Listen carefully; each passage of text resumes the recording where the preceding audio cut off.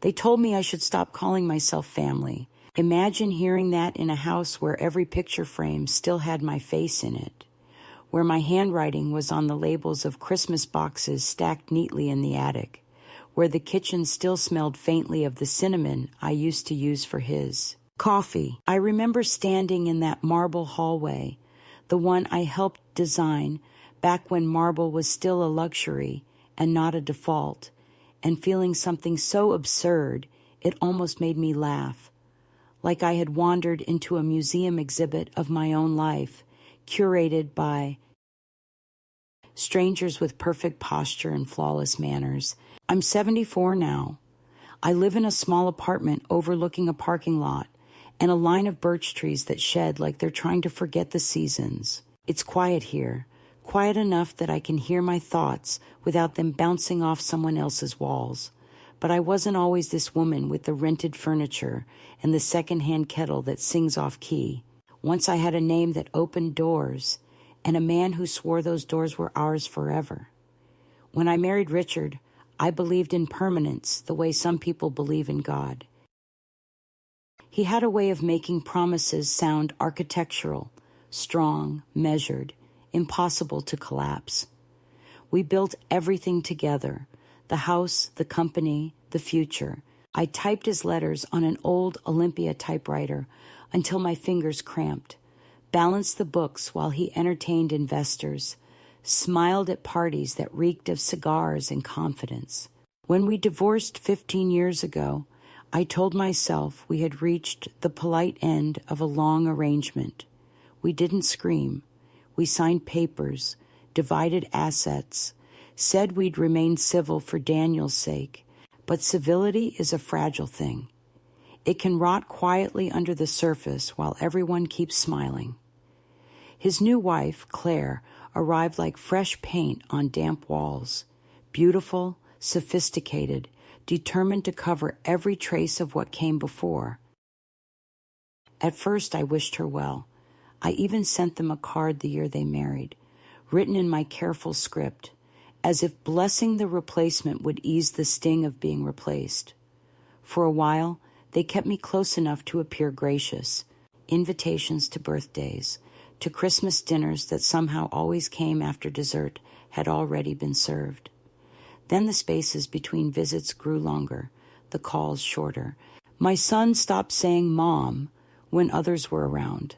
It became Mary. Just Mary, like I was some distant acquaintance.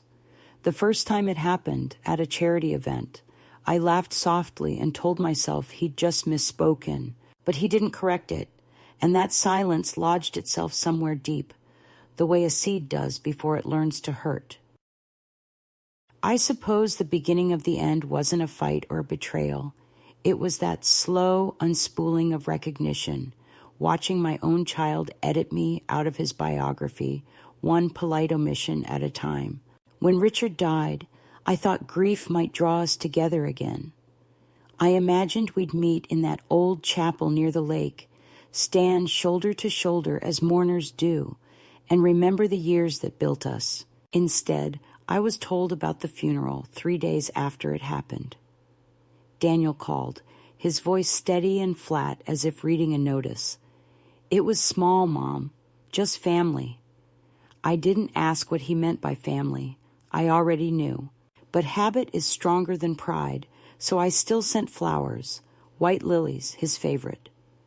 The card had only 2 words, be remembered. No one replied. A week later, an envelope arrived from the firm that had handled Richard's estate. I opened it at the kitchen table, expecting formality, maybe some token settlement, a last polite gesture from a man who once loved me. What I found instead was absence, my name missing from every page, no mention, no acknowledgement. The estate, the business, the lake house, all transferred to Claire and her children. My son's signature sat neatly beside hers, crisp and loyal. I sat there for a long time, staring at that paper like it was a map of a place I could never return to. Outside, a delivery truck idled, the radio playing something bright and cruelly alive. I remember thinking, So this is how women disappear, not with a scream, but with paperwork.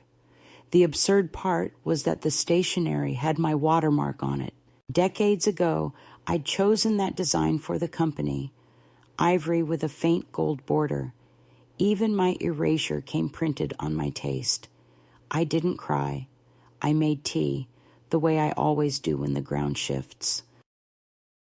I sat by the window and watched the shadows of cars crawl across the pavement. The world didn't end. It never does. It just keeps moving as if you were never there. People think aging makes you softer, but it doesn't. It makes you quieter, which others mistake for surrender. I wasn't quiet because I'd given up. I was quiet because I was listening to how they spoke about me in the past tense, to how my absence made their lives neater. Claire sent me a Christmas card that year, embossed with doves, unsigned except for a printed "with love from all of us." Inside was a photo of the family at the lake house. My son stood between her two children, smiling. Behind them, on the mantel, I could just make out the old clock Richard and I had bought in Florence 40 years ago. I'd given it to him when we married. It was still there, ticking in someone else's life. I pinned that card to the corkboard above my desk, not as a keepsake, but as evidence. Proof of how easily warmth turns into wallpaper. By spring, I'd stopped waiting for calls. I began to wake up early again, before dawn, when the city still belonged to the old and the lonely. I'd make coffee in my chipped mug, the one with the fading blue rim, and stand at the window watching the first bus rumble past. There's something oddly freeing about realizing no one expects you anymore. It strips you down to your simplest form. I started walking more, buying groceries one bag at a time, just to have an excuse to be out. Sometimes I'd pass shop windows with wedding dresses, and the mannequins would look like ghosts of decisions I once made. Other times, I'd stop by the post office just to feel part of the world that still required signatures. That's the funny thing about being cut out. You start collecting small proofs of existence, like receipts from a life you're still paying for. One afternoon, in a fit of something between nostalgia and defiance, I decided to visit the old neighborhood. The gate still creaked, the hedges still manicured.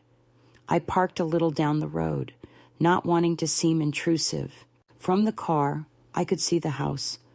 Our house, its facade brighter, newer, soulless. There were lights in every room, but none that looked warm. Through the kitchen window, I saw Claire moving about, efficient, polished, exactly the woman he'd wanted to be seen with in the end. And then Daniel appeared, older now, broader, the same nervous smile that used to make me forgive anything. He leaned down to kiss her, and for a second, the years collapsed into one. I remembered his first school play, the way he'd looked for me in the crowd before saying his line. He didn't look now. I waited until the lights dimmed, then drove away. No one noticed. That night, I couldn't sleep. I kept thinking about something Richard once said during a dinner party long ago. He was half drunk, proud, careless. "Perception is everything," he told a client, gesturing toward me. "She's the reason people believe in me." At the time, I thought it was affection disguised as flattery. Now I understood it was ownership disguised as love. He'd built his empire on the image of stability, and I'd been the scaffolding, steady, invisible, necessary until the facade could stand on its own. When he no longer needed it, he simply peeled it away. And my son, my sweet Daniel, grew up watching that logic, that women like me were functions, not forces. So yes, when they told me I should stop calling myself family, I smiled. I even said I understood. But inside, something ancient and heavy shifted.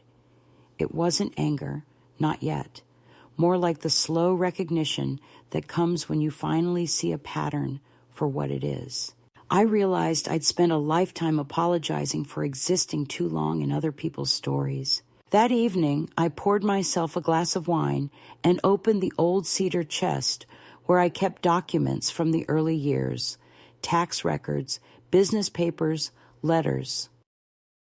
I found the original partnership certificate for the company Richard and I had registered together in 1973. My name was printed right beside his, equal size, equal claim. The ink had faded, but the truth hadn't. I held that paper like it was a pulse, and for the first time in years, I didn't feel erased. I felt written, still, stubbornly, undeniably written. That was the night everything began to shift, though I didn't know it yet. All I knew was that the next morning, I would no longer call that place our house or our company or our family. They could keep the marble, the lake, the photographs.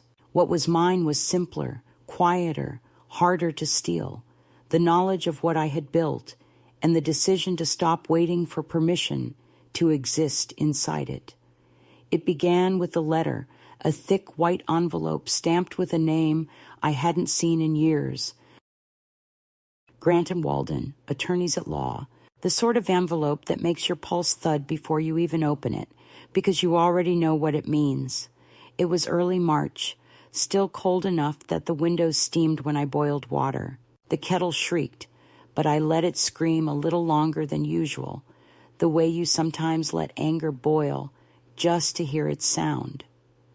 When I finally tore it open, the papers inside were smooth, heavy, expensive. The words, however, were cheap.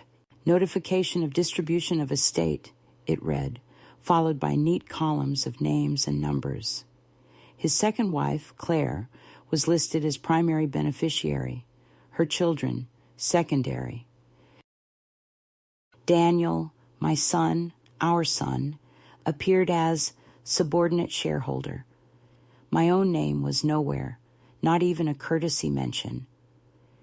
After 50 years of partnership, 40 of marriage, 2 of divorce, I had been omitted with bureaucratic precision. I stared at the page until the letters blurred into each other, until the ink seemed to sink into the paper like blood into cloth. It was an erasure so deliberate it almost felt artistic. I remember setting the papers down on the table, the ones scarred with knife marks from all the years I'd cooked for men who mistook a hot meal for devotion. I sat there for a long while, thinking not about money or houses or legal jargon, but about the tone of that letter. Polite, efficient, final. They didn't even have the decency to pretend it was a mistake. I had been struck off the record as if I had never stood beside Richard in those first years when the business was nothing but a desk, a phone, and a hope we couldn't afford. I had been erased with the same careful elegance that once made his charm so convincing. I made tea, though I could barely taste it, and went to the living room. The clock ticked with a kind of mockery. I thought of all the nights we'd sat up, arguing about whether to risk everything on the next contract, whether to take another loan, whether to trust another partner. I had kept the accounts, balanced every figure, wrote the letters, charmed the bankers with my careful tone. He used to call me his quiet backbone. I suppose that's the thing about backbones. They hold everything up until someone decides they don't need a spine anymore. I don't remember when the anger came, only that it was quiet and cold, not the kind that shouts or breaks things. It was the kind that organizes. I stood, went to my desk, and pulled out the old metal file box I hadn't opened since the divorce. Inside were folders labeled in my handwriting, black ink on manila tabs. Invoices 1973-1980. Investors, property, partnership. I ran my fingers over them like a woman reacquainting herself with an old language. When we split, I had kept copies of everything, not out of mistrust, but out of habit. He had laughed about it once. You and your records, Mary. You should have been an archivist. I suppose I was, though I hadn't realized I'd been archiving proof of my own existence. The partnership folder was thinner than I remembered, but there it was, a certificate dated April 1973, our signatures in matching blue ink. I traced my name slowly, the M curling into the C of cross, the letters deliberate, careful, confident. Beneath it, his signature, larger, more flamboyant, but no more valid than mine, equal partners. I took out my reading glasses, studied the fine print, and saw it. This partnership shall remain in effect unless dissolved by mutual consent or legal transfer of ownership. There had never been a dissolution. I had never signed a transfer. All these years, through divorce, remarriage, and rebranding, the foundation had remained legally shared. I sat back, staring at that sentence, the paper trembling slightly in my hands. I didn't feel triumphant. I felt old, tired, and strangely awake. The truth was there all along, quietly waiting for me to remember myself. I thought of Daniel then, my son, my only child. He worked for his father's firm, now renamed Harlow and Associates, a sleek new building, a glossy logo, the same old empire. He had inherited his father's precision, his mother's patience, and apparently both of our cowardices. I wondered if he knew, if he'd seen these papers before choosing to stay silent. The thought hurt, but not as much as the possibility that he hadn't known at all. That night I couldn't sleep. I kept hearing Richard's voice in my head, that smooth baritone that once convinced me of everything. You worry too much, Mary. It's all taken care of. I used to find comfort in that sentence. Now I understood it for what it was, a dismissal dressed as reassurance. I lay awake, listening to the radiator groan, and thought about how men build kingdoms out of women's belief, how we become the invisible scaffolding of their ambition, the careful silence that keeps the noise of their pride from collapsing.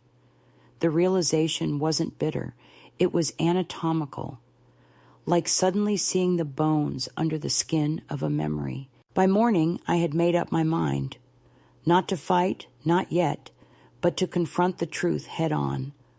I called Daniel's office. His assistant answered with the clipped efficiency of someone trained to filter out inconvenience. "Mr. Harlow is in meetings all day," she said. "Is there a message?" I told her to tell him his mother had called. There was a pause, a shuffle of paper, and then, in a voice softened by confusion, she said, "Oh, Mrs. Harlow." I thought, "You thought wrong," I said, and hung up. He called back that evening, his tone rehearsed, controlled. "Mom, I got your message. Everything okay?" I told him I'd received the papers from the lawyers. Silence. The kind that tells you exactly what someone knows before they admit it. "I see," he said finally. Claire thought it best to simplify things. You know how complicated estates can get. "Simplify," I repeated, tasting the word like ash. "That's one way to describe erasing someone." He sighed. "Mom, it's not personal." I laughed, a small, sharp sound. "It never is, Daniel, until it is." We talked for 5 minutes, maybe less. He tried to sound rational. I tried not to sound broken. When he hung up, I sat there holding the receiver as if it still contained his voice. Then I placed it gently on the hook and went to the kitchen. I poured myself a drink, something I hadn't done in months, and stared out the window at the dull glow of the streetlights. It struck me then how familiar this feeling was, the quiet dislocation of being unwanted in places you built. I thought of my own mother, who used to say that a woman's worst mistake is believing gratitude is the same as love. I understood her now. Gratitude has an expiration date. Ownership doesn't. The next day, I put on my old wool coat and took the bus downtown. The office of Grant & Walden was sleek and sterile, all glass and chrome, the kind of place that makes you whisper even when no one asks you to. The receptionist smiled with professional indifference. I gave her my name, and within minutes, a young man in an impeccable suit appeared. "Mrs. Cross," he said, using my maiden name from the documents. "Actually, it's Ms.," I corrected. He led me to a conference room, all white walls and polite chill. He offered me coffee I didn't want, then sat down and opened a folder. "I assume you've reviewed the estate summary," he said. "I have," I replied. "Then you understand the distribution was executed according to Mr. Harlow's final will and testament." "I understand that someone drafted a will that doesn't match the legal record," I said, sliding the partnership certificate across the table. His expression flickered just slightly. "This document predates all subsequent contracts," he said too quickly. "Predates, yes," I said, "but it was never nullified. You can check the archives." He cleared his throat, closed the folder, and smiled the way men smile when they realize they're not the smartest person in the room. "We'll review the matter," he said. "Please don't take this the wrong way, Ms. Cross, but these things can be complicated for someone who's not in the business world." I leaned back, folded my hands, and smiled. "I built the business world you work in, young man. I just didn't get my name on the door." His eyes flickered again, and for the first time in years, I felt something like satisfaction. When I left the office, the sky had turned the color of unpolished steel. I walked slowly, the wind biting through my coat, but I didn't mind. I felt strangely alive, as if oxygen had found its way into the corners of me that had been sealed off for decades. I didn't know what would happen next. I only knew I wouldn't be silent anymore. I stopped by a cafe on the corner, ordered coffee, and wrote Daniel's name on a napkin just to see if I still recognized the letters. I did. But beside it, I wrote my own name, full and unabridged. It looked solid. It looked permanent. And for the first time in a very long time, it looked like mine. After that meeting, everything around me seemed to acquire a faint hum, as if the air itself had started vibrating with withheld truth. I returned to my apartment with a folder of photocopies in my bag, the partnership certificate among them, still warm from the machine that had spat it out like a revelation. It felt absurdly light for something that carried my history in black and white. The bus ride home was slow. The city looked washed out through the dirty window, and I watched people boarding and disembarking, their faces drained by routine. No one looked at anyone else, and I realized how easy it was to vanish in a crowd, how invisibility is rarely forced. It is practiced, learned, perfected.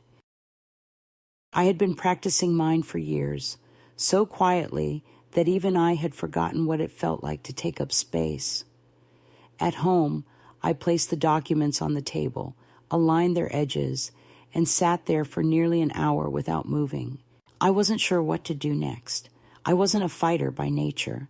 My instincts had always leaned toward order, toward peace, toward smoothing sharp edges before anyone bled.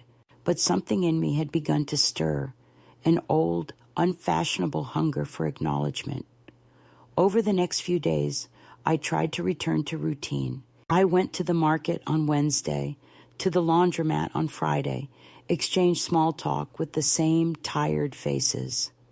But the world had shifted just enough that everything ordinary now seemed counterfeit. The grocer's smile felt practiced, the sunlight on the pavement too thin. I began to see the cracks in every polite exchange, every nod, every pleasantry. They all carried the same subtext I had lived under for years. Stay small, stay grateful. I kept hearing Daniel's voice from our last call. It's not personal. I wanted to believe that, but betrayal is always personal. It lives in your body, settles under your ribs, and waits for the moment you sit still long enough to feel it breathing beside you. One night, the phone rang. For a brief, ridiculous second, I thought it might be him, calling to apologize, to say he had thought things through, that he understood now. It wasn't. It was Claire. Her voice was the same as always, smooth, deliberate, a woman trained never to reveal fatigue or guilt. "Mary," she said brightly, as though we were old friends, "I just wanted to make sure you received the documents. I know legal matters can be confusing." I closed my eyes, took a slow breath. "They're not confusing," I said quietly. "They're insulting." She laughed, the kind of laugh that belongs in hotel lobbies. "Oh, don't be dramatic. It's all just technicalities. Richard wanted things clean." I stared at the wallpaper, its faded pattern of vines curling like veins. "He wanted things erased," I said. There was a pause on her end, a faint exhale, and then that falsely kind tone again. "You really shouldn't dwell on the past, Mary. It doesn't suit you." The call ended before I could reply. I stood there for a moment, phone still in hand, the dial tone humming like a flat line. That night, I took the old typewriter out of the closet. It was heavy, a relic from the years when letters mattered, when paper and ink were the currency of trust. I set it on the table, rolled in a blank sheet, and began to type. Not a letter to them, not yet, but a record. Every transaction, every date, every detail I could recall from those early years when the company was still an idea, whispered between us, in a rented office above a hardware store. The rhythmic clack of the keys steadied me. It reminded me of who I had been before marriage, before compromise, before I learned to swallow my brilliance to make room for someone else's ego. By dawn, I had filled 10 pages. My fingers ached, my back throbbed, but I felt clearer than I had in years. I wasn't sure whether I was preparing for war or simply remembering how to live. In the days that followed, I began noticing small but telling things. Emails from the law firm that arrived at odd hours, unsigned notes and stiff corporate language asking me to reconsider unnecessary complications. My landlord mentioned that a man had come by asking whether I still lived there. "A representative," he said, shrugging. I didn't ask from where. Fear tried to creep in, but I didn't let it take hold. I'd spent too many years afraid of disappointing people who wouldn't notice if I disappeared. I wasn't going to tremble now, because someone had realized the ghost they'd written off still had a pulse. Then came Daniel's visit. I hadn't expected it. There was a knock on the door one afternoon, a quiet, practiced knock, the kind you use when you already know you're unwelcome. He stood there in his expensive coat, the kind that looks heavy even when it isn't, holding himself like a man who wishes he were somewhere else. For a second, I saw the boy he used to be, standing at the kitchen counter, licking frosting from his fingers, eyes bright with apology after some small mischief. But that boy was gone, replaced by a man who measured every word before letting it leave his mouth. "Mom," he said softly, stepping inside without waiting for permission. "We need to talk." He didn't sit down. He stayed near the door, glancing around the apartment like he couldn't quite believe this was where his mother lived. I waited. He finally said, "Claire's worried. The lawyers say you've been asking for old files." "I have," I said. "They're mine." He exhaled through his nose, a gesture so much like his father's it made something inside me twist. "Mom, you don't understand how these things work. Legally, the structure changed decades ago. It's complicated." "I understand perfectly," I replied. "The structure changed, but not the foundation. My name is still on it." He rubbed the back of his neck, looked everywhere but at me. It's not worth reopening old wounds. I smiled, slow and tired. The wound was never closed, Daniel. You just learned to step over it. For a moment, the mask slipped. His voice cracked slightly when he said, "You're going to make things worse for yourself." I stood then, walked toward the window, looked out at the bare trees swaying against a gray sky. "You mean worse for you," I said. Silence stretched thin between us. Finally, he said, "Please, just let it go. You'll only end up alone." I turned back, met his eyes. "Daniel, I've been alone for years. The difference now is that I finally notice it." He didn't answer. He adjusted his coat, nodded once, and left.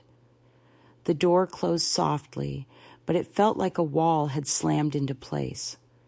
That night, I sat in the dark, the room filled with the faint smell of dust and paper. I wasn't crying. I was cataloging every word, every tone, every pause.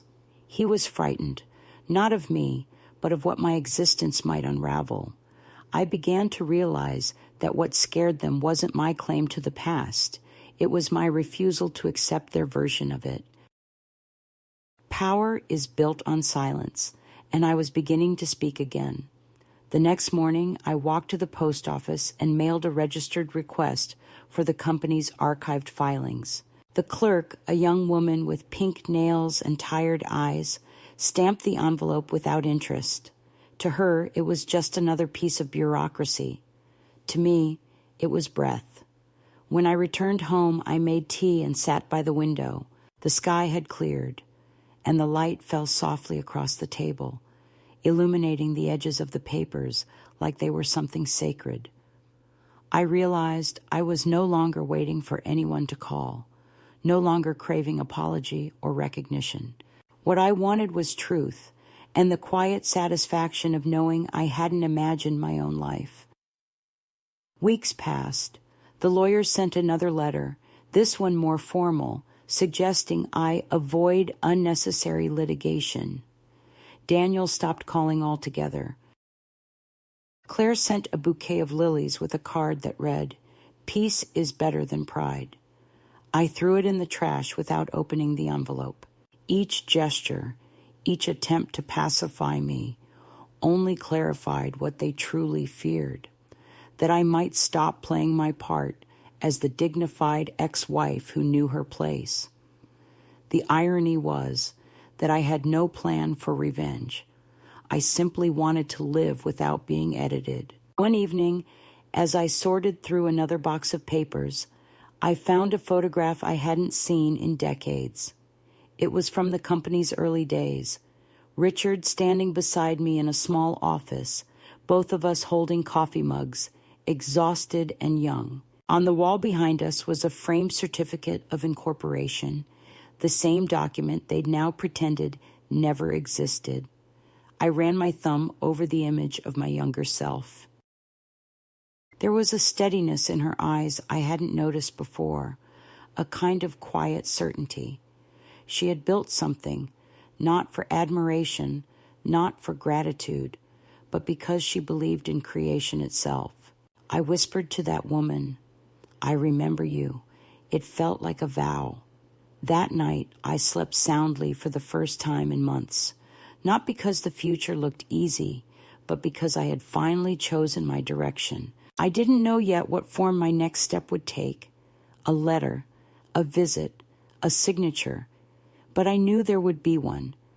I had been erased politely, efficiently, and without malice. Now I would return just as quietly, just as efficiently, but with purpose. The world wouldn't hear me coming. It would only notice when my name, long forgotten, appeared again where it had always belonged, etched into the foundation, in ink too stubborn to fade. The envelope from the archives arrived 2 weeks later, thick and officious, the kind that lands with a small, significant thud against the floor when it slips through the mail slot. I was making tea when I heard it. For a moment, I didn't move. I simply stood there, one hand on the counter, the whistle of the kettle building in the background like the breath before a revelation. It's strange how something as simple as paper can change the air in a room, how a few documents can carry the weight of 30 years of silence. I turned off the stove and picked up the envelope. The return address was printed in small, neat letters, Department of Corporate Records, State of Connecticut. I slid it open carefully, like it might bleed, and pulled out the stack of pages. The paper was cool and faintly dusty, the edges slightly curled from long storage. The first page bore my name, Mary Cross Harlow, typed in clean mechanical font. My name. There it was, not as an afterthought, not as a footnote, but as an original signature to something still breathing in the world. I sat down, the papers spread across the table, like a map I'd forgotten I'd drawn. Line after line confirmed what I had already suspected, but needed to see written plainly. The partnership had never been dissolved. My rights as co-founder and shareholder were intact, even after divorce, even after rebranding. My presence had been buried under reorganization filings, but legally it still existed. I traced the old letterhead with my finger. The logo looked primitive now, a crooked little house drawn by a man who thought simplicity was charm. But beneath it was the evidence that the house, the firm, the money, all of it, had once been built with my signature holding up one side of the frame. I sat there for a long time, my breath shallow, not triumphant yet, not angry either, something quieter, like the first inhale after surfacing from deep water. That afternoon, I walked to the park. The sky was clear, the light brittle and thin. Children were shouting near the swings, their laughter sharp enough to make the air tremble. I hadn't realized how long it had been since I'd heard that kind of unfiltered noise. I found a bench near the pond, unfolded the documents again, and began to read them line by line, underlining clauses in pencil, annotating margins like a student studying her own past. I must have looked out of place, an older woman with a folder of legal papers in her lap, murmuring to herself, but I didn't care. For once, I didn't feel invisible. The world moved around me, people walked by, and I stayed exactly where I was, visible to myself. When I got home, I placed the papers in a clean folder and slid them into the bottom drawer of my desk. I didn't lock it. I didn't need to. Their power was in being seen, not hidden. That night, I dreamed of the old office, the one above the hardware store. It smelled of ink, coffee, and something like ambition. Richard was sitting by the window, his sleeves rolled up, the morning light catching the edge of his hair. He was younger, unburdened by success, smiling that smile that used to make everything seem possible. He turned to me and said, "You were right about the margins." Then he disappeared, leaving only the faint clatter of a typewriter. I woke with tears on my face and a strange calmness in my chest. Maybe memories don't haunt us because of their pain, but because they once contained our certainty. The next morning, I called a lawyer. Her name was Annette Morales. She specialized in corporate recoveries and had a reputation for brutal honesty. I'd found her name scribbled on a piece of paper years ago, given to me by a woman I met at a fundraiser, someone who had survived her own erasure. I told Annette I wasn't looking for revenge, just clarity. She agreed to meet me the following afternoon. Her office was small but sharp, everything functional, nothing wasted. She greeted me with a firm handshake and eyes that didn't flinch. I handed her the folder, explained the history as succinctly as I could, my voice steady even when the old humiliation flickered through. She listened without interruption, then flipped through the documents with a practiced eye. "You're right," she said finally. "You still own a piece of it, a small one, but significant enough that they'll have to talk to you if you press the matter. She looked up at me. The question is, do you want to? I didn't answer right away. The truth was, I didn't know. The idea of re-entering that world, the meetings, the negotiations, the polite cruelty of it all, felt like walking into a room where the air had been stolen. But another thought followed, softer yet firmer. If I didn't, they would finish writing the story without me, and my absence would become fact. Yes, I said at last. I do. Annette nodded, scribbled a note, and said she would send a formal letter of inquiry. Her tone was measured, pragmatic, but I caught a flicker of something like respect in her eyes.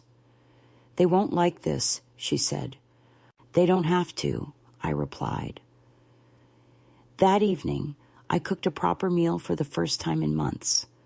Roast chicken, roasted carrots, a glass of wine.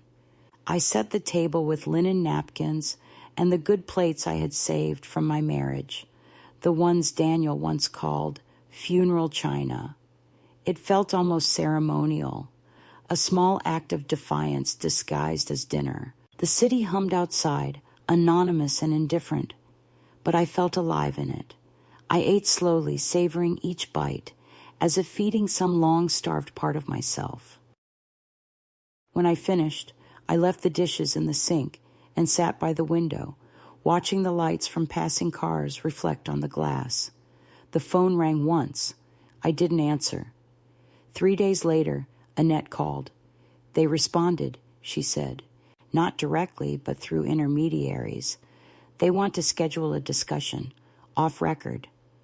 My stomach tightened. Who's they? I asked, though I already knew. Your son and the widow. Her tone softened. They're trying to control the narrative before it becomes official. I thanked her and agreed to meet them. The meeting was set for the following week at a hotel conference room in Hartford, neutral territory. I spent the days leading up to it in a strange rhythm, half anticipation, half dread. Every morning, I would rehearse what I might say, then scold myself for caring about how it would sound. Every night, I would reread the documents before bed, as though memorizing proof of my own life. When the day came, I wore a dark blue suit that had hung untouched in my closet for years, one of the last remnants of the woman who used to know exactly how to walk into a room. The fabric felt stiff at first, but as I moved, it seemed to remember me. The drive to Hartford was long and gray. The highway stretched ahead like a thought that refused to end. At the hotel, the air smelled of coffee and disinfectant. The conference room was generic, pale walls, long table, water pitchers sweating under the fluorescent light. Daniel was already there, standing by the window. He turned when I entered, and for a moment I saw something like relief in his face before it hardened into politeness. Claire sat at the far end of the table, immaculate as ever, her perfume faint but deliberate. She didn't stand. "Mom," Daniel said quietly, gesturing to a chair. I sat. The silence between us was thick. Finally, Claire spoke. "We understand there's been some confusion about the estate." Her tone was syrup over steel. "There's no confusion," I said. "Just correction." She smiled, though her eyes didn't. "Surely you don't mean to reopen old wounds. Richard wanted you cared for. That's why there was a settlement." "Settlements are for strangers," I said evenly. "This is about ownership." Daniel shifted, looked at her, then at me. "Mom, please, you don't need to do this." I turned to him. "Need? No, but I've earned the right to." For a moment, no one spoke. Then Claire leaned forward slightly, her voice dropping. "What is it you want?" It was a simple question, but underneath it pulsed an assumption that every woman has a price, that dignity is a negotiation. I thought about it. then said, "To be seen properly in the record, that's all." She frowned, confused by the modesty of it. "And if we agree to that?" "Then the truth is intact," I said, "and you can go on living your fiction." Her mouth tightened. Daniel's jaw flexed. It was the first time in years I felt taller than both of them. After the meeting, I walked out into the parking lot, the wind sharp against my face. The sky was low, clouds swollen with rain. I didn't cry. I didn't even tremble. What I felt was something subtler and stronger, a slow uncoiling inside me, the first stretch of a muscle that had forgotten its purpose. That night, back in my apartment, I took off the suit, hung it neatly, and sat by the window with a cup of tea. The documents were still on the table, glowing faintly under the lamp. I realized that the power I'd been chasing all these years wasn't in reclaiming what was lost. It was in no longer asking for it. I was already whole, even if the world hadn't noticed yet. And for the first time in decades, I felt a kind of peace that didn't depend on anyone else recognizing it. The rain started before dawn, a slow, disciplined rain that sounded less like weather and more like a decision the sky had finally remembered to carry out. And by the time I stepped into the corridor, the carpet smelled faintly of wool and old. Umbrellas, which made the building feel like a ship, and me a passenger who had decided to go topside rather than pretend the motion didn't exist. I brewed coffee and sat by the window without turning on the lamp, the documents still fanned across the table where I'd left them after Hartford, the signatures calm and unblinking under the streetlight that drifted in like a late guest who didn't want to intrude. And I told myself I would give the day to small errands, to laundry and stamps and the quiet bravery of grocery lists. But the day had other work in mind, because at 8 sharp there was a knock that carried authority even through wood. And when I opened the door, a woman with a neat bun, a clipboard, and the compassionate stiffness of those trained to witness without too much feeling introduced herself as Ms. Doyle from Adult Protective Services and asked if she could come in for a brief wellness check, following several anonymous concerns about my decision-making capacity. And I almost laughed, not because it was funny, but because the choreography was so perfect that you had to admire the rehearsal, and I stepped aside and said she was welcome to look at my sink, which contained last night's plate, my counter, which held a single lemon, my table, which held the past I had paid for, and my calendar, which was tidy enough to reassure. And she asked gentle questions with professional pauses while her eyes drifted to the folder where my name was printed, and I let the silence answer most of them because I have learned the utility of leaving air in a room. And when she finally stood, smoothing her skirt, she said it would be helpful if I could provide the name of my doctor and perhaps a relative who could be contacted in case of emergency. And I said, of course, and gave her the number of the clinic and the name of a woman I trusted more than blood, my attorney, and I wrote down my son's number as well, because I am not the kind of mother who erases her child even when he tries to make her erasable. And after she left, I stood for a while with my hand on the door, as though the wood might return a pulse, telling myself not to cry because tears are a terrible currency, and people will always try to spend them for you. By noon, the rain had disciplined itself into a gray curtain, and the phone had learned a new talent for ringing at the wrong time. And the calls were so perfectly varied that I could see the boardroom where they had been divided into categories and assigned to voices. The honeyed lawyer who sounded like the kind of man you confide in by accident. The administrative assistant who sounded overburdened and underinformed. The banker who called to confirm a change in signature authority that I had not requested, the journalist who wished to offer a balanced perspective about a complicated legacy for a Sunday feature that would use my face as a cautionary tale for women who forget that the world is always counting them down.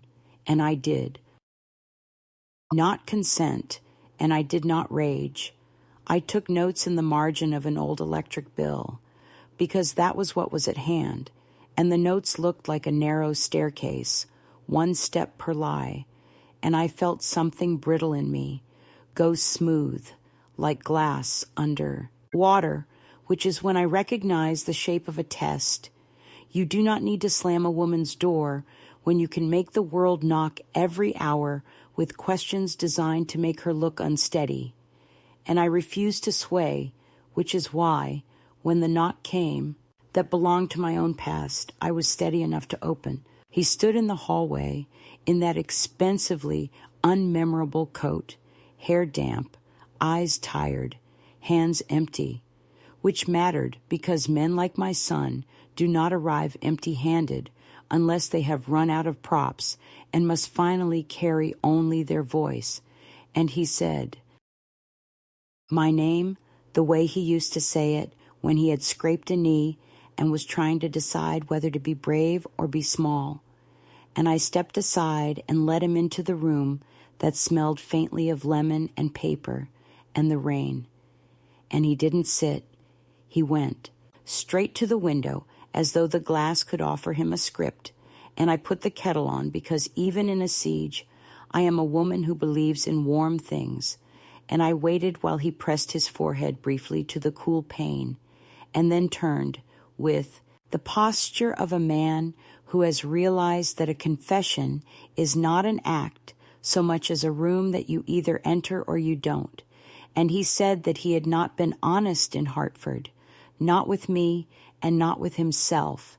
And the way he said honest made me think of knives, how they must be kept in the open if a kitchen is to function without blood. And he pulled from the inside pocket of the coat a thin leather portfolio that looked like a promise. And from it, he slid 3 items onto the table with a care that told me he had rehearsed the gesture. And the first was a photocopy of a letter on the old company letterhead, the one with the crooked little house, dated 4 years after our divorce, and bearing Richard's angular signature beneath a line that read, Beneficial Ownership Addendum. And the second was a scan of estate filing, listing me as a continuing partner under a grandfather clause I had not known existed. And the third was a note, handwritten in Richard's tired, late-life scrawl, addressed not to lawyers, but to Daniel. And in it, he instructed our son to maintain continuity for optics, while acknowledging in plain words that the business remained, at its foundation, a construct we had built together, and that my ownership, though unfashionable to acknowledge in polite company, was to be respected in spirit, even when inconvenient in practice. And Daniel stood there looking at the papers like a man who has been carrying rocks in his pockets and has finally set them on a table to discover they were feathers, and he had been the weight all along. He said there was more, and his voice shook in a way that pulled at the old chords in me that were tied to nursery rooms and piano recitals and the sound of a bicycle on gravel.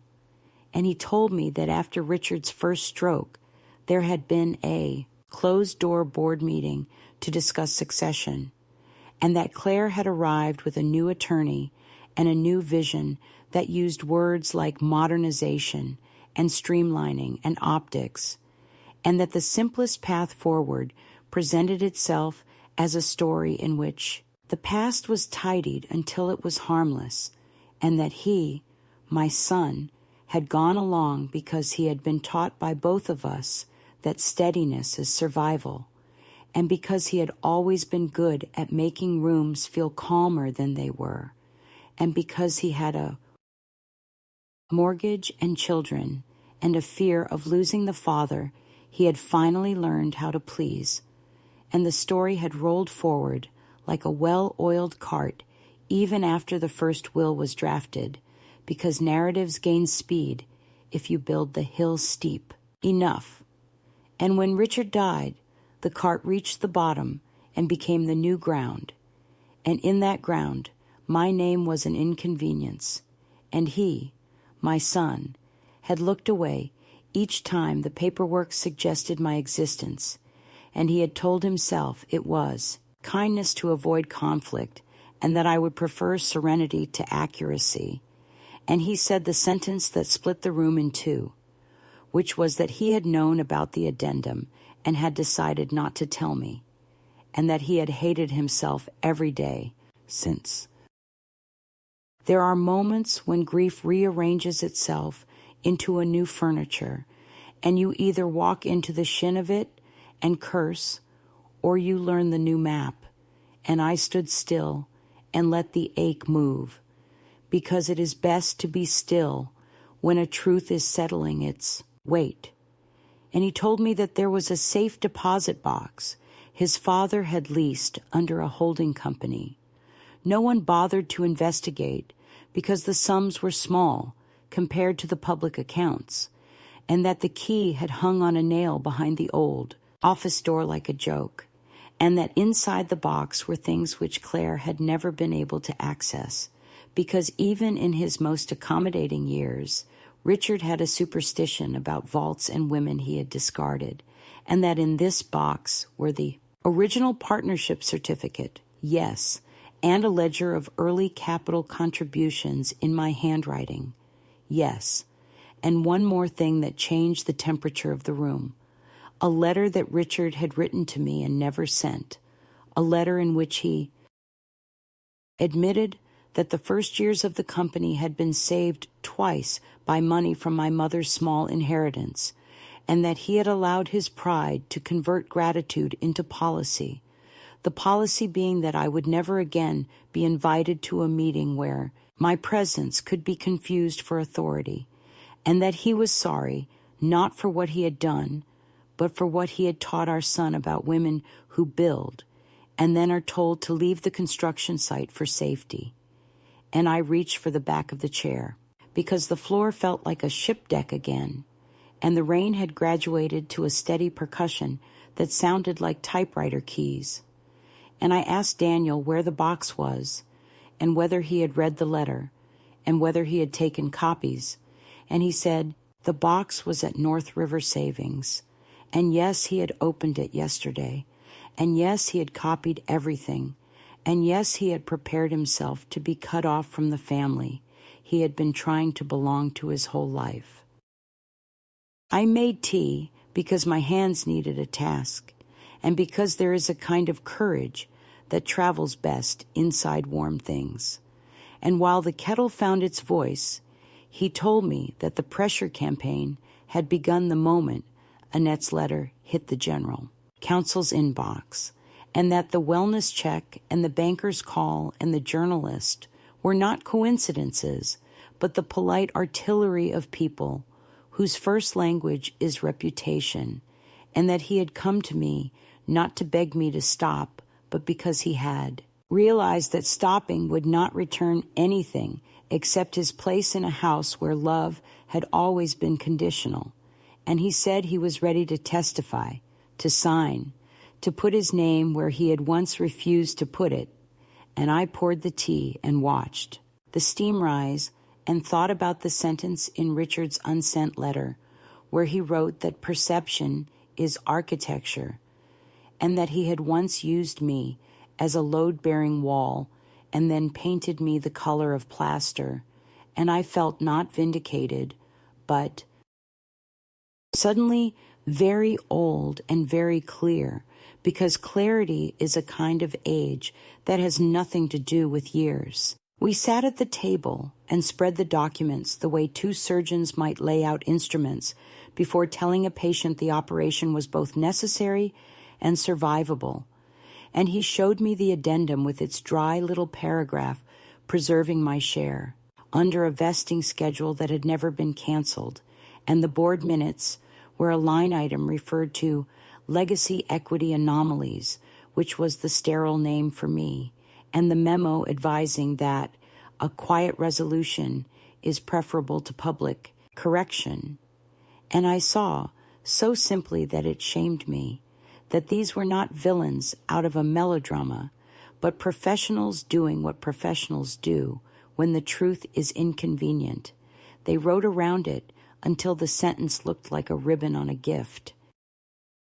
No one intended to open, and I told Daniel that I would not be cruel, that I would not set myself on fire to warm a room of strangers, but that I would also not fold myself into the envelope they had addressed to absence. And he nodded as though some knot in him had finally been given permission to stop. And he said there would be consequences, and I said there always are. But the trick is to choose which ones you are willing to carry. The first came quickly, as if my words had been overheard by the building itself and forwarded by the pipes, because before he had finished his tea, his phone vibrated with a message from Claire asking where he was and whether he intended to jeopardize the family's stability for an old argument. And he turned the screen over like a child hiding a broken toy and said he needed a day. And I told him to take 2, and he almost smiled, which felt like sunlight finding a corner of a room. That everyone had forgotten could be daylight. And when he left, he hugged me in that awkward way grown men have when they are apologizing to the body that survived their childhood. And when the door closed, I stood and breathed in the scent. He left. Behind, a clean cologne and wet wool, and the suggestion of fear, leaving by the same door it had entered. In the hours that followed, the world tried to grip the edges of my decision with the persistence of ivy, emails that used the word amicable until it sounded like a trap, a letter by courier proposing a legacy stipend in exchange for acknowledgement of the current corporate story, a voicemail from a journalist who now had deep sympathy for the invisibility of women in first-generation firms and wanted to uplift my truth for her audience. And I made tea for the second time and the third, and each cup thinned the noise until I could hear the small, articulate voice that has always lived under the loud ones, the voice that says, "Put your name where it belongs," and then stand still while the world misreads the gesture and calls it something more dramatic than it is. And that evening, Annette called, and I told her about the safe deposit box, and her intake of breath was not surprise, but acceptance. The sound a person makes when the last piece on the board moves into check. And she said we would file, and I said we would not leak. And she said we would be precise, and I said we would be kind. And we both laughed, because kindness in litigation is not a virtue so much as a weapon they do not suspect you of. Sharpening. 2 days later, we went to the bank and retrieved the box, and I touched the paper that had slept through so many seasons of forgetting. And in the little booth with the bad lighting, we read the unsent letter and the addendum and the ledger where my mother's name appeared as a small, handwritten line between a loan and a payroll. And I thought about her kitchen with its chipped sink and its kettle that knew only one angry whistle. And I felt the ancestral geometry of women who fund, who file, who fix, and who are then filed under support. And I kissed my finger and pressed the place on the ledger where her sum proved our year had not collapsed. And when we came out, the day had decided to be bright, without asking anyone for permission, and the street looked newly washed, and my legs felt less like stilts and more like legs. The consequences redoubled that week. A board resolution declaring any claim frivolous, a whisper campaign that I was unwell, a cousin I had not heard from in 6 years calling to ask whether I needed a place to stay just until this blows over, which translated to, "Please don't sit in what you built." And each attempt to usher me back into the gentle corridor of self-doubt only proved how narrow that corridor had always been. And in the middle of it, Daniel sent a single text that read, "I'm ready," and then nothing for hours, and then another that said, "I told her," and then silence again. And in the evening he called and said Claire had thrown a vase and then apologized to the vase, which made me laugh in a way that felt young. And he said he had resigned from the board and would keep his job title long enough to transfer what needed transferring. And I said I was sorry for his loss. And he said it felt less like a loss and more like taking off a coat that had always been one size too small. By the time the week closed, the pressure had accumulated into a kind of weather system that hovered but did not strike. And I found myself sleeping in longer swaths, not because I was tired, though I was, but because rest felt like a resource I finally owned. And on Friday morning, I woke to sunlight on the wall, a sound from my childhood, because the house I grew up in had a window that learned the angle of summer like a song. And I lay there and let the light write on me until I felt legible. And then I rose and wrote my own letter, not to them but to myself, a letter that said, "The truth is heavy, but it is also a chair.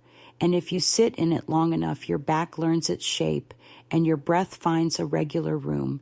And when I finished, I slipped it behind the ledger page with my mother's line.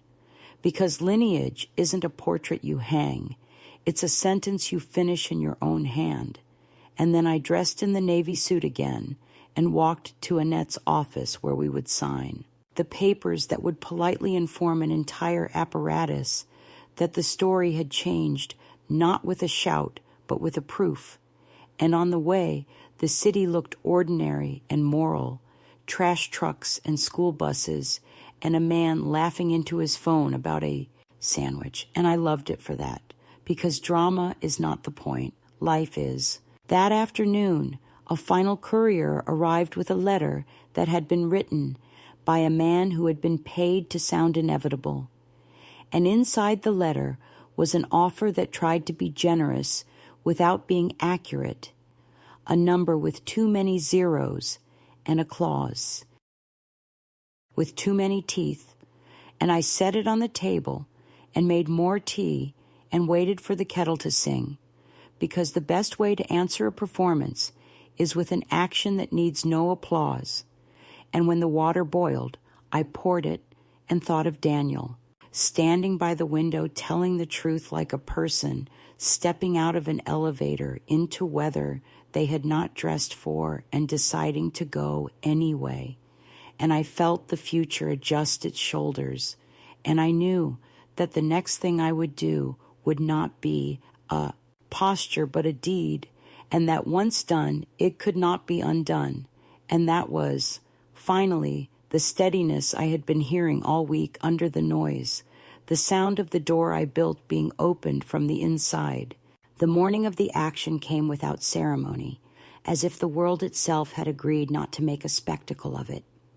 The sky was colorless, the kind of pale, indifferent gray that feels almost merciful. I woke before the alarm, not from anxiety, but from the quiet hum of inevitability.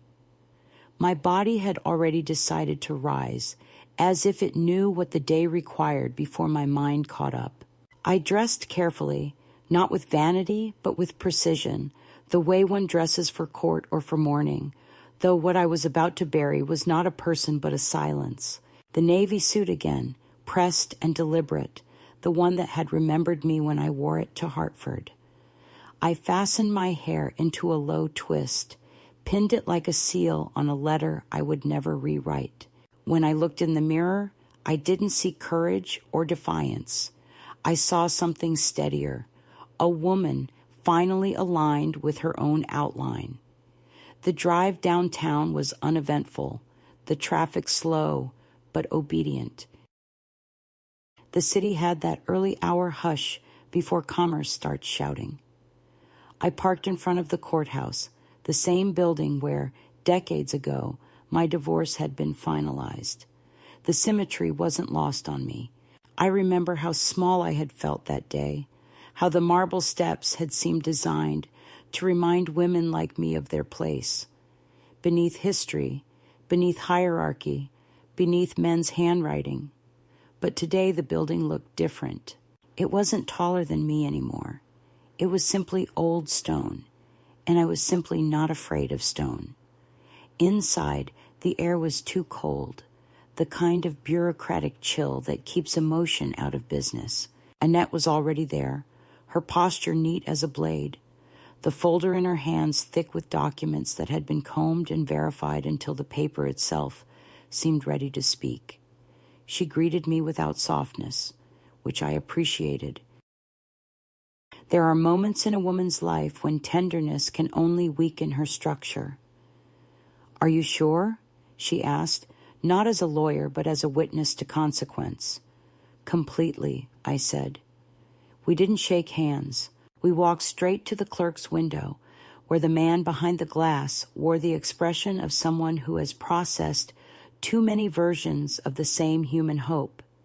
He took the envelope from Annette, stamped it, and slid a copy back toward us. The sound of that rubber stamp landing on the page, clean, decisive, rhythmic, was the only applause I needed. It was done. With that gesture, my claim was no longer a rumor. It was record, legally filed, time-stamped, undeniable.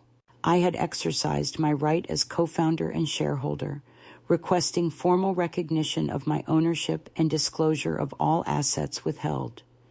A simple act of paper and ink. Yet I knew that simplicity has always been mistaken for weakness. That afternoon would prove otherwise. By noon, the world had already shifted. Annette's office received 3 calls in 1 hour from the company's attorneys, each phrased in slightly different dialects of panic, disguised as politeness. The first tried diplomacy. Surely there's been some misunderstanding. The second tried intimidation. There could be legal consequences for false claims. The third, my favorite, tried empathy. Perhaps Mrs. Harlow doesn't realize how complex these matters are for someone her age. Annette, bless her steel heart, didn't flinch. She reminded them that Mrs.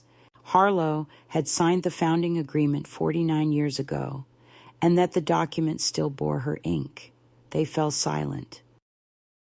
I imagined them then, behind glossy conference tables, faces bent over printouts of my signature, trying to decide whether to erase me again or to pretend they never had.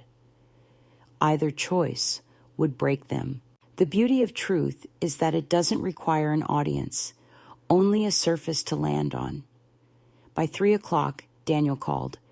I almost didn't answer, afraid to hear regret in his voice. But when I picked up, his tone was something else entirely, relief edged with awe. "It's out," he said. "The filing, they know." I could hear voices in the background, the thud of footsteps, the chaos of a house whose walls had been built on omission. "How bad is it?" I asked. He let out a breath that sounded like the exhale of years. "For them? Very? For you? It's done." He paused. "Mom, you did it." I didn't know what to say to that. There are no thank yous between mother and son when the truth finally arrives. There's only quiet recognition. "Go home, Daniel," I said. "Let the dust settle where it belongs." I spent the afternoon in the park again, the same bench where I had once studied the documents in secret. Now the same papers were public record. The pond looked exactly as it had, indifferent to human justice. A group of teenagers were laughing on the far side, their voices rising above the wind, I wondered if they knew how lucky they were to exist in a world where women could file, could speak, could reclaim without apology. I wanted to tell them that freedom doesn't announce itself with trumpets. It arrives with the sound of paper sliding across a counter, but I stayed silent. The lesson was already in the air. When I returned home, the phone was blinking with messages. Claire had called twice. I didn't listen to them. The third was from a journalist who had once ignored me. Now her voice was honeyed with admiration, eager to tell my remarkable story of resilience. I deleted it. I wasn't interested in performance. I had lived enough of other people's narratives. Around 6, Daniel appeared at my door, this time without the coat, his shoulders unarmored. He looked older and younger all at once, like a man who has stopped pretending to breathe underwater. He didn't speak at first. He just handed me an envelope. Inside was a letter, printed, official, bearing the company seal. It was a notice acknowledging my position as a founding partner and shareholder and requesting my guidance in the forthcoming reorganization. The tone was careful, legal, utterly impersonal, yet between those sterile lines, I could feel the tremor of defeat. They had finally said my name correctly. Daniel sat down, hands clasped between his knees. "They're furious," he said, "but there's nothing they can do without going public." I nodded. "That's not my concern anymore." He watched me. His expression caught somewhere between admiration and sorrow.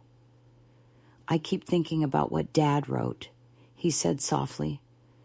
"About perception being architecture. You change the architecture today." His words hung there for a moment, and then he asked, "Do you forgive him?" I looked out the window. The rain had stopped, and the street lamps were beginning to shimmer in the puddles. "I don't think forgiveness is the right word," I said. "He built a house with the wrong measurements. I just corrected the blueprint. We ate in silence, simple food, soup and bread, the kind that doesn't require ceremony. Afterward, he stood to leave but hesitated at the door. "Mom," he said, "I don't know what happens now." I smiled. "Neither do I. But that's the beautiful part." He left, and the apartment grew still again. I turned off the lights, poured myself a small glass of wine, and sat at the table where everything had begun. The papers lay before me, their edges curling slightly from handling. I ran my fingers over the seal, the embossed mark of the courthouse, and felt something close to reverence. This was not revenge. It was resurrection.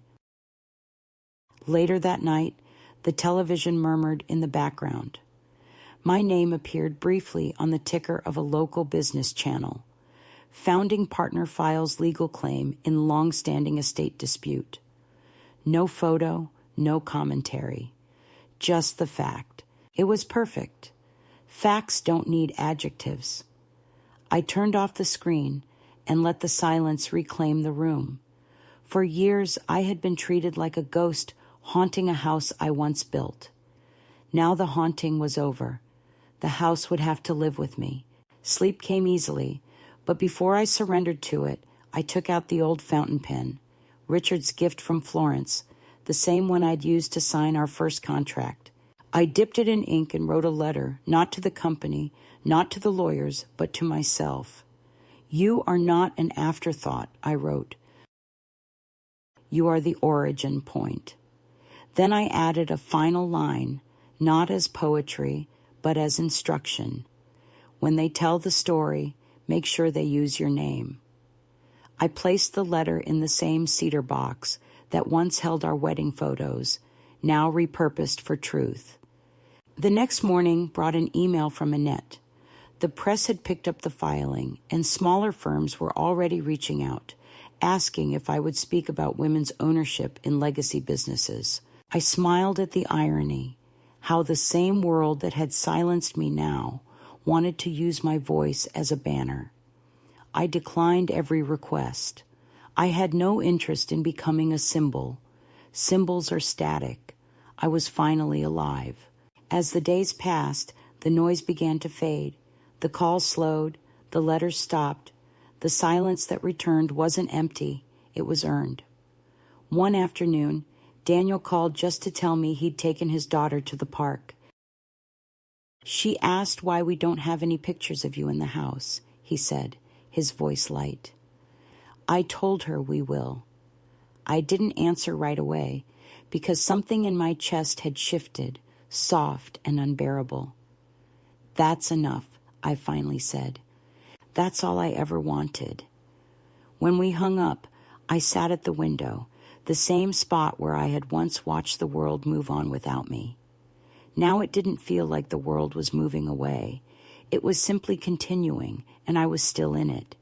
I realized then that the story wasn't about reclaiming property or power. It was about naming. They had tried to take away the name that tethered me to my own labor, to my own history. But a name, once written, never truly disappears. It waits. It survives in archives, in memories, in the hands of women who refuse to stop signing. I had not just reclaimed ownership of a company. I had reclaimed authorship of myself. And as I turned off the lamp and the room filled with the gentle hush of night, I whispered the only benediction that mattered. Let them rewrite the books. The signature stays. It has been 6 months since the filing, though time now feels less like a line and more like a room that changes shape depending on where I stand. Some mornings it stretches wide and full of air, the kind of day where I wake early, make coffee, and walk through the park with the same quiet awe, as if seeing the city for the first time. Other days it folds itself into a small square that fits inside the palm of my hand, and I spend hours tracing its edges, wondering how something as invisible as courage could take so much space. The world didn't collapse when I spoke. No walls fell, no fire rained from heaven. The world simply rearranged itself around a new fact, my existence acknowledged, not explained. It turns out vindication is not loud. It hums like the low note of a cello, steady and continuous, even when no one's listening. The newspapers had their brief frenzy, as they always do. They called it a quiet triumph, which amused me because there was nothing quiet about the decades that preceded it. The journalists wanted an image of me smiling at my desk, framed by proof of success. I gave them nothing. The company issued a statement a month later, carefully worded, admitting to oversights in record keeping and expressing respect for the contributions of all founding members. That phrase, all founding members, was the single correction I had been waiting for, and it came printed on their own letterhead. My lawyer sent me a copy. I read it once, folded it neatly, and placed it in the cedar box beside my mother's ledger and my own letter. I didn't need to frame it. Proof need not decorate the wall to exist. Daniel visits often now. At first, our conversations were cautious, like people walking barefoot across glass, each word a step that might reopen an old wound. But over time, the space between us softened, no longer filled with the noise of what we didn't say. He told me that Claire left for a time, that the company was restructuring, that he had moved out of the big house and into an apartment closer to his office. I didn't ask questions. The truth is, I don't need details. When a man begins to dismantle his illusions, the process is already sacred. One evening, he brought his daughter, Emma, a child with the same dark eyes he once had before adulthood, taught him how to dim them. She ran through the apartment, touching everything, asking questions about every object, my books, my china, the old typewriter. "Did you really build a company?" she asked, looking up at me with the kind of disbelief only innocence can afford. "Yes," I said, "and then I rebuilt myself." She nodded solemnly, as if this were the most natural answer in the world, and returned to the window where her reflection played on the glass. It's strange, the kind of quiet that follows justice. It isn't peace exactly. Peace implies resolution, and resolution suggests an ending. What I feel is something older, like belonging returning to its rightful coordinates. I spend my days reading, tending to small plants that refuse to die no matter how much I forget to water them, writing letters I never send. Sometimes I catch myself listening for the phone to ring, half expecting another confrontation, another voice telling me what I should have done differently. But the calls don't come anymore, and that silence, once unbearable, now feels like mercy. I walk through my rooms and realize that everything here is mine, not because I own it, but because I am the one who witnesses it every day. Ownership, I've learned, is not possession, it's attention.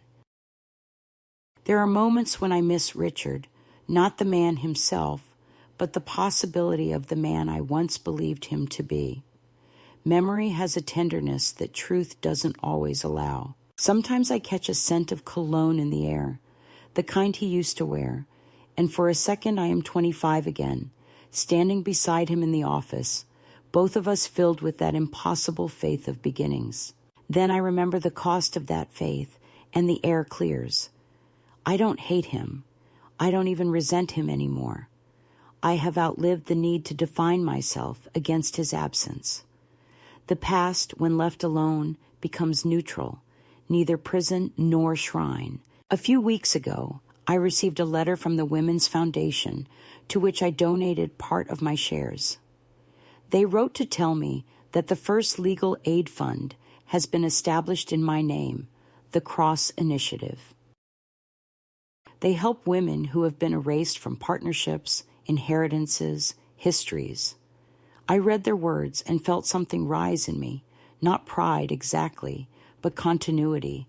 Perhaps legacy isn't what survives us, but what begins to move on its own once we stop holding it too tightly. I didn't reply to their letter right away. I wanted to sit with it first, to feel the texture of what it meant. One evening, I finally wrote back, thanking them and adding only one sentence. Teach them to sign everything twice, once for the world and once for themselves. I still keep the fountain pen on my desk. Sometimes I write my name on scrap paper, not out of vanity, but ritual, like a musician tuning her instrument before the song begins. Each curve of the letters reminds me that identity, once reclaimed, must be tended like a flame. The world has a habit of trying to dim women quietly, as if invisibility were a form of grace. But I've learned that grace has a spine. It stands upright, even when no one bows. Last week, Daniel asked if I would visit the lake house. It's different now, he said. You should see it. I hesitated, then agreed. The drive was long, the air thick with spring. The house looked smaller than I remembered, though maybe I had simply grown. Inside, the furniture was new, the walls freshly painted, but the bones were the same.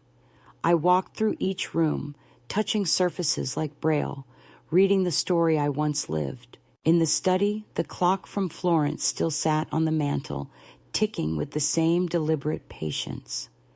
I stood before it and whispered, "Be remembered." The sound of it, steady, unembarrassed, felt like an answer. We had dinner by the water, the three of us, and when the sun sank behind the trees, Emma turned to me and asked, "What happens now, Grandma?" I smiled, feeling the quiet settle around us. "Now," I said, "we live." Simple, sufficient. She nodded, as if it were the most reasonable plan in the world, and began skipping stones across the lake. Each stone made a small circle that widened until it touched the shore. I watched those ripples and thought that maybe this is what truth does. It starts small, invisible at first, and then expands until everything it touches must move slightly to make room. That night, back in my apartment, I opened the cedar box one last time. Inside were the documents, the ledger, the letter, the press clipping, the foundation's note. I ran my fingers over the paper, then closed the lid and placed the box on the top shelf, where it belonged not as evidence, but as testament. I made tea, sat by the window, and let the evening drift around me. The city lights were reflected in the glass, small constellations of man-made stars. Somewhere below, life continued. People laughing, arguing, building, erasing, rebuilding again. The sound of it was beautiful. I am 74 and I live alone. But I no longer feel alone. The walls breathe with me. The air knows my name. Sometimes when the night is very quiet, I imagine my mother sitting across from me, her hands folded, her eyes full of the kind of pride that doesn't need words. And I think of all the women who came before and all the ones who will come after. And I whisper the only thing worth passing on. They can take your seat, your title, your photograph, but not your signature. Because that stays. And as long as it stays, so do you.